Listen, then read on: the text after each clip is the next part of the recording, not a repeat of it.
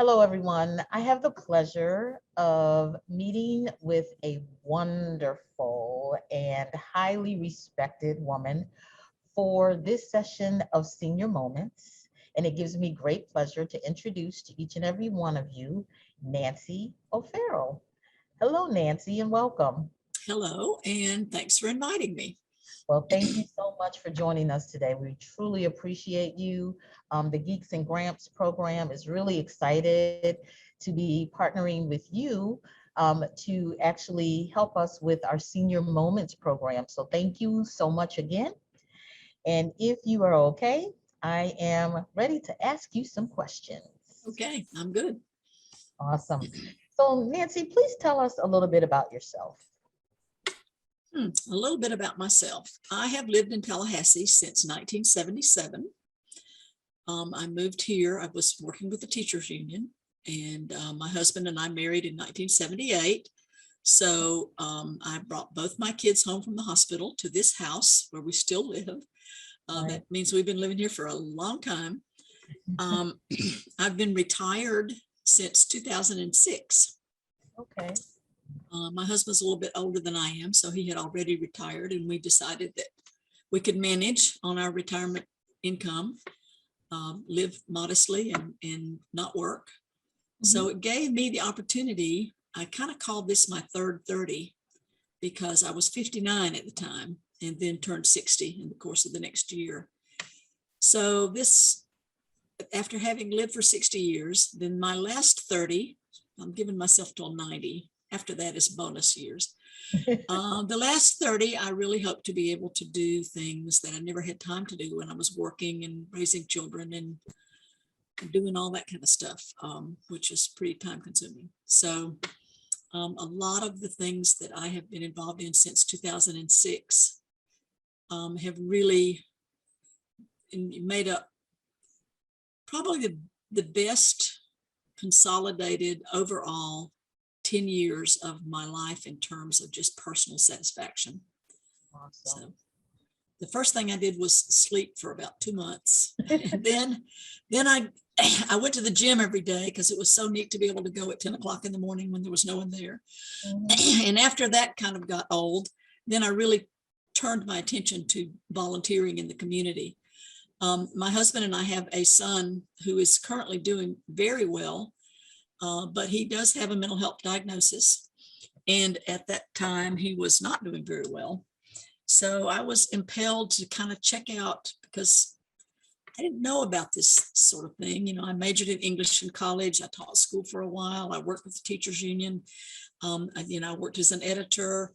The issues of mental illness were not really familiar to me. So I wanted to discover what kinds of services we have in our hometown for folks with mental health issues. And I dabbled around in a few things. And then in 2011, my husband and I took a class from NAMI, the premier flagship class of NAMI, which is called Family to Family. And I can honestly say that it changed our family completely. I only wish we had taken it 10 years earlier, but we just didn't know about it. It really changed the way we thought about living as a family, about the hope that there is in the world for people with mental health challenges to live, fulfilled lives. It changed the way we approached our son. We were able to meet him where he was instead of where we so desperately wished he was. It just did amazing things for us. And it was taught by incredibly well-trained people, and they did it for free, and they didn't charge us anything for the class. They even supplied us with the manual for free. And I thought, wow, this might be my little niche. So I got really involved with NAMI at that point, just as a volunteer. And with the local affiliate, which is NAMI Tallahassee, which is the local affiliate of a national organization. And over the years, I just got more involved, trained in my own self to teach some things. And I currently help lead the family support group. And then I joined the NAMI Tallahassee Board of Directors, and eventually I was president of that board. And just as the program has grown and we've started more programs and we've done more efficient fundraising, and we've gotten more resources and more community recognition, it became obvious that we needed someone to pretty much work on this full time. So that someone seemed to be me, since I'm retired and I don't really have a whole lot else to do. So that was when I agreed to be the executive director for at least a few years in a volunteer position. All of this is volunteer, of course. But I, have personal experience for the good that NAMI does in the community, and also a whole lot of anecdotal evidence from our families and from around the state, and speaking with the directors of other affiliates. And I know that this does good work. It doesn't hurt anybody. It only helps. And we get to spread the recovery message instead of what the message has been since the beginning of time, which is that mental illness is not curable and you'll always be ill and you'll never be happy and you'll die young. And none of that is true. So although it's still not curable, all the rest of it is definitely not true. So it certainly keeps me busy. I will say that. Yes, absolutely. I know you are always on the go with NAMI, at various events, and just really spreading the word of just how impactful NAMI truly is. So if a person who's listening is interested maybe in finding out more about NAMI and the various programs that we offer, would you mind sharing how they would contact NAMI? Well, we have a website, which is NAMI hyphen, not underscore, but hyphen, NAMI-Tallahassee.org. A helpline, which is 850-841-3386. It's just voicemail, but someone will call you back.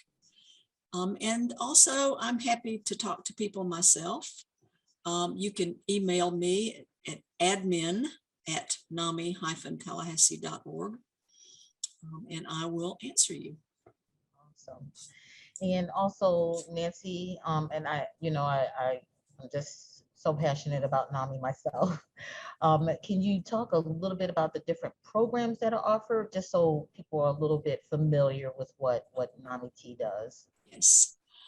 We offer programs for both adult, and we just serve adults 18 plus, and our programs are always free. So those are two important things. And the third and probably most important thing is we do not do treatment. We are a program that's based on peer support. Our volunteers, our program leaders all have lived experience in whatever they are leading. So we have programs for people who live with a mental health diagnosis, and we have programs for the families of those people. So we have a class for families that's called Family to Family, which is the one my husband and I took. We have a class for people who live with mental illness, and that's called Peer to Peer. We have a support group, family support group, and a peer support group called NAMI Connection. And during the pandemic, everything we have done has been online. So it doesn't really matter where you live. You can hop onto a NAMI support group or attend a NAMI class. Even if you don't live in Tallahassee, you can come from wherever. In fact, we have people literally from all over the country who might come to our support groups.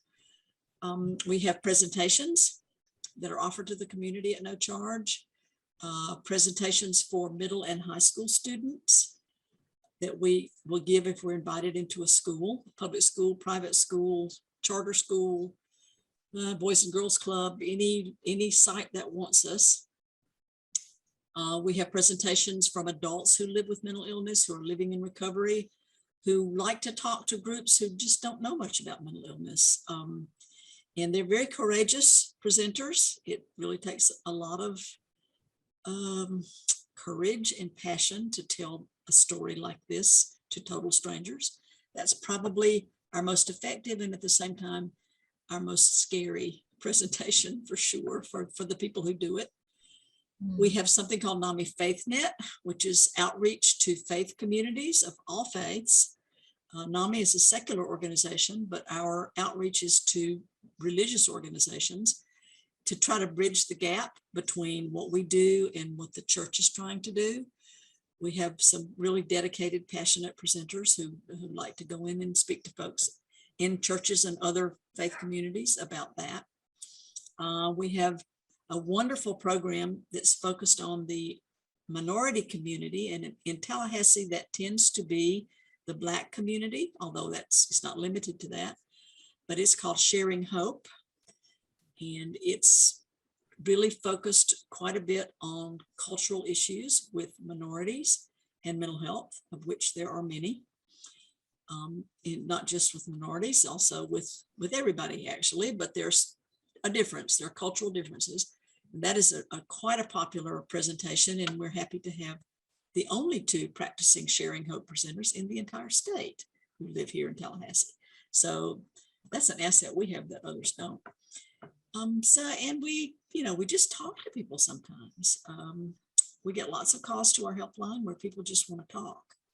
And we don't do treatment, as I said, but we have walked their path. So we understand this is one organization that completely gets it when you call up in tears saying, I just don't know what I'm going to do with whatever. So those are the currently we're working on a project for outreach to some of our surrounding counties to try to maybe get some programs out into the rural areas. During the pandemic, it's become very obvious that the rural parts of the Panhandle are completely underserved and sometimes unserved altogether. And we'd really like to be able to help some folks who live in those communities get trained in our programs and start their own programs. So that's a current project we have going on that we're pretty excited about too. That's awesome. Yes. NAMI is an amazing organization. I tell you, without being a part of that program, in different capacities, I would not have the level of knowledge and understanding about mental illness and mental health that I do now. So I am totally impressed and such a proponent for NAMI. Thank you so much. Oh, absolutely. So Nancy, if you could, and tell us a little bit about your passions or what you're passionate about. Oh, very passionate about the state of our earth, about all of the issues surrounding, climate change and global warming and all those things. That worries me immensely. But at the same time, I realize I'm just one person. So my recycle is not going to make a whole lot of difference. So I have kind of taken the things that I'm passionate about, which is justice and equity and inclusion, and social issues, human rights, and tried to focus them down to an area where I feel like I can make a difference, which is, my own community. So what stirs me up in passion and what I did when I was searching for volunteer things to do, it was generally in the area of somewhere where I felt like I might make a difference to someone. When you have a beloved child who struggles with the issues of mental illness and you feel as though you just can't help them, it breaks your heart. So one way to channel that is to think, well, maybe if I get involved with this and I learn about it and I go out and just preach this to people, I might help somebody. So my passion is kind of generalized in that area. I really am a proponent of sympathy and empathy and trying to put myself in the other guy's shoes and trying not to get too depressed about day-to-day things that happen and issues that we have in our society and scary things about the future. I have grandchildren. I got to maintain hope for them. Yeah.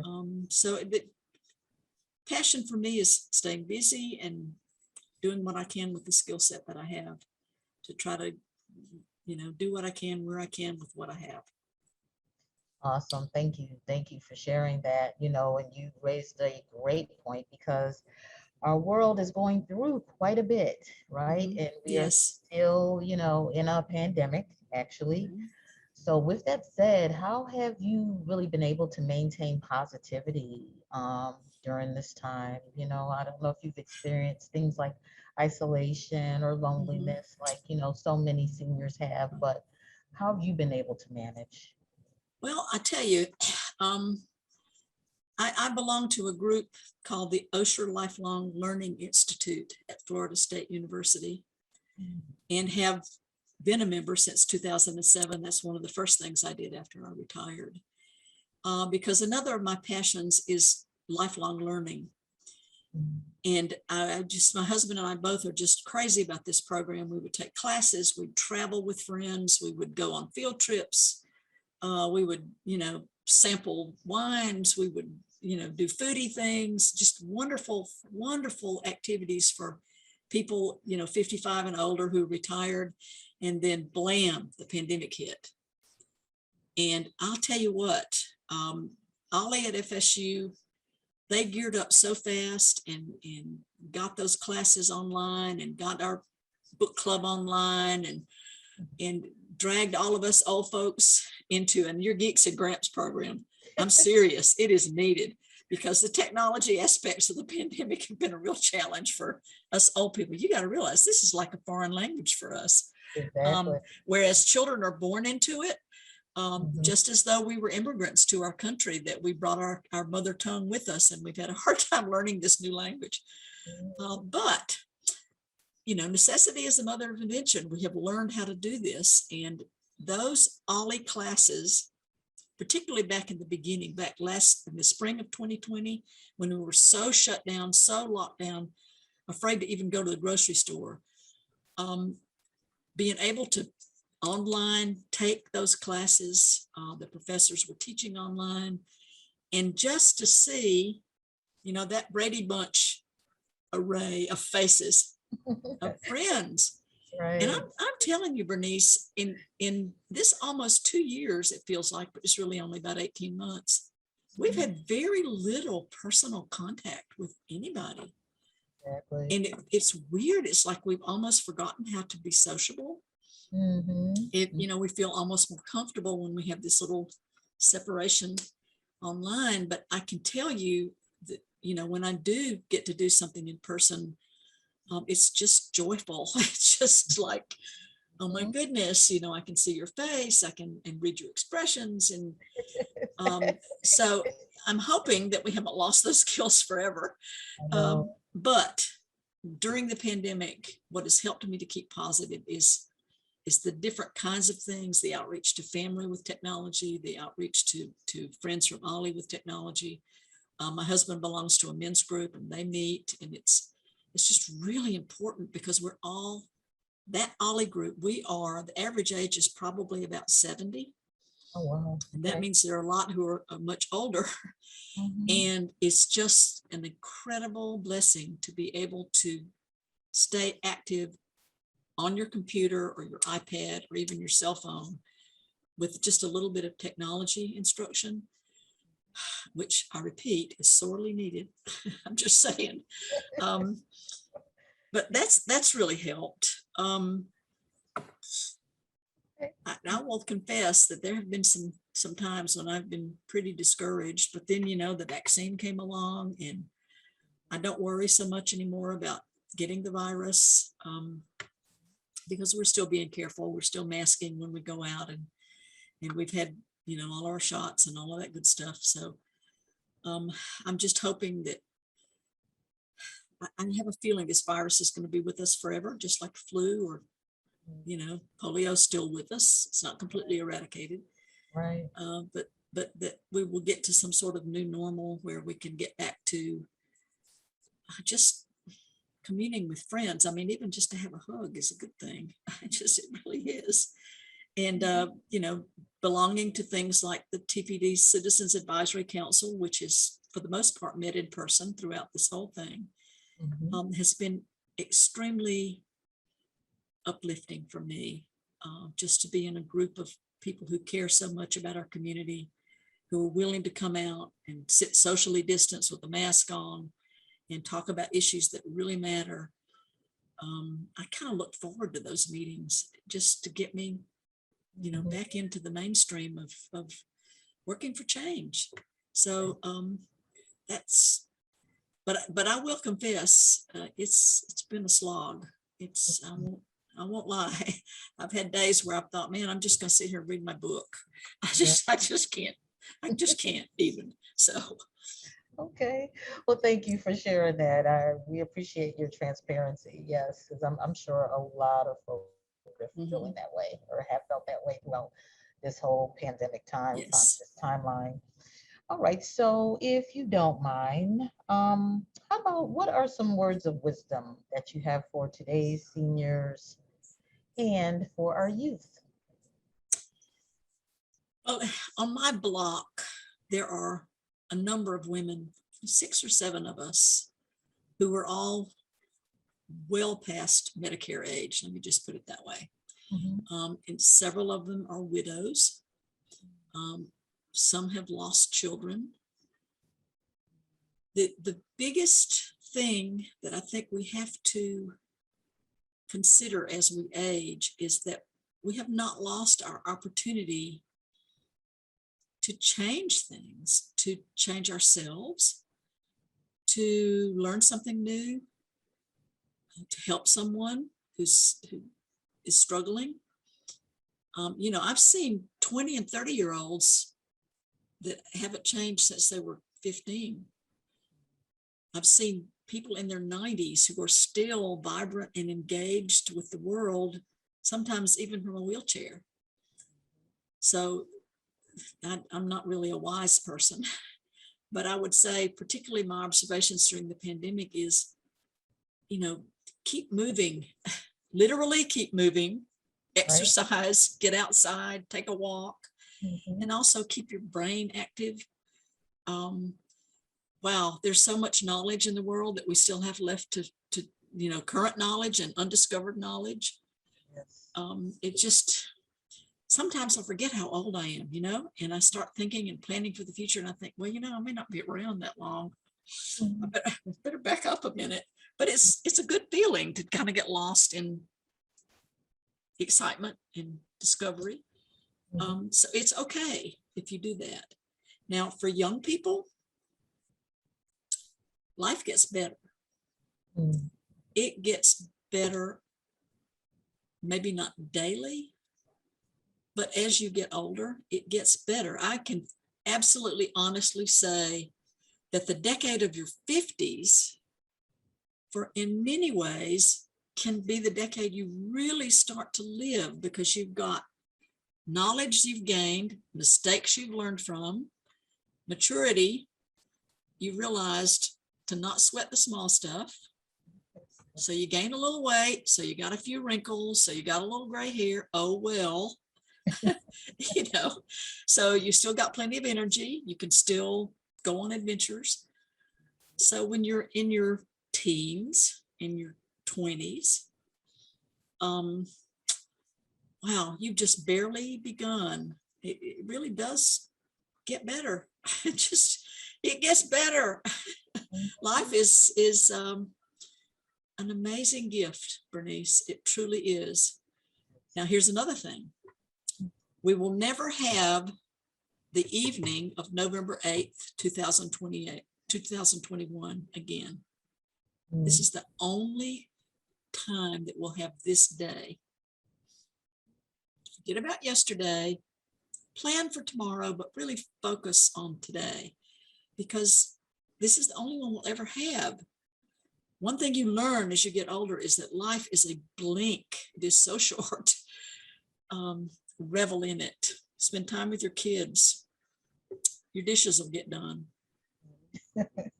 That's my philosophy. That is so true. Wow, great words of wisdom. Thank you for that, Nancy. Yeah, that was encouraging, actually. Good. All right, and Miss Nancy, last question for you. So through your life experiences, obviously you have witnessed so much, and some of that you have shared with us as well. But if you could think of one memory that has had a major impact on your life or your way of thinking, if you could share that with us. Well, if I could have the option of two, when I was very young, only 16 years old, was the assassination of President Kennedy, which it was like an earthquake for our whole country. It was something that there was no one living who had ever experienced the assassination of a president.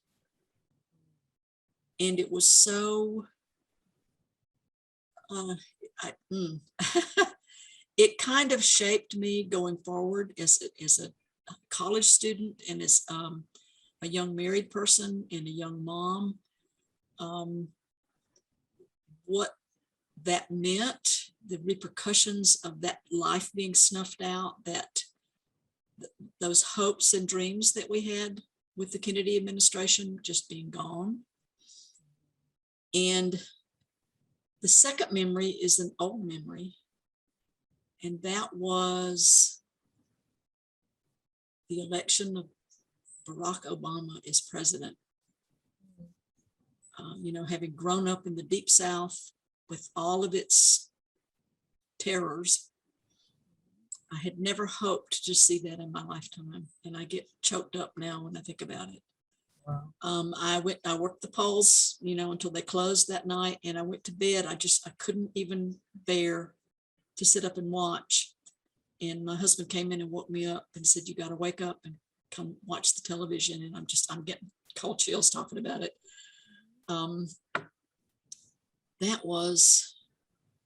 That gave me more hope for the future than I can think of any other thing that's happened to us, more than landing on the moon, more than breakthrough medical discoveries, more than, I don't know, the acceptance of gay rights, of things that just seemed impossible when I was growing up. Just that one night, I will treasure till the day I die. I promise you, it was spectacular for me. I know that's not really what you wanted to hear. You wanted to hear something that was a real old memory, but no, this is amazing. But I have some big ones. You know, the day we got out of Vietnam was a red letter day for me, because I lost a lot of high school classmates in that war, and wow, that was a biggie. But it was a sad biggie. Yeah. You know, Kennedy was a sad biggie. President Obama was a life-affirming biggie. Yeah. And I'd like to have something like that happen again before I die. You know, I'm all on board with the first woman president. I'm telling you, that's gonna be my next one. So, but for me, those were just the two watershed events, probably kind of like bookends from my, you know, young age to my older age. Wow, those are perfect examples. Perfect. Because they're heartfelt, and you know, and they're your lived experience. So I really appreciate you taking time to answer that and all the questions that I have asked you, and really for doing this for us, for the Geeks and Gramps program. We really, really appreciate you. And this has been a dynamic conversation. And I am just so excited about what's going to come from this. Yes, I am too. I think this program is remarkable, and I want to congratulate you on your nonprofit, on the work you're doing. I can't imagine any more valuable skill for older people than to be able to manage today's technology, because it really is terrifying. It is terrifying to older people, because we just do not speak that language. So, and you know what? If you don't feel good, the best way to feel better is to help somebody. And those young people teaching older people how to use their computers, that has got to be giving them, you know, results and far-reaching effects that we don't even know. Exactly. We will never know how well that helps them. Exactly. So, kudos to you. Seniors and the teens and the young. Yes. They're young, you know, as young as 8. So hey, I've got grandchildren. I know what you're talking about. they can do amazing things. Oh, yes, absolutely. Yeah. All right. So Nancy, thank you so very, very much. You're welcome. I really, truly appreciate you and your time. So I'm gonna let you go. Get that little doggy who's been running around. Yes. She's a mess, that little dog. That's another thing that helps seniors is pets. I'm a big advocate of pets. Yeah, So right? get a pet, get a cat, get a dog, get a guinea pig, get something. Something, Yeah, yeah, yeah, absolutely. Caretaking, though, that's the absolutely. yeah, That's once that's the again, you're helping something. exactly.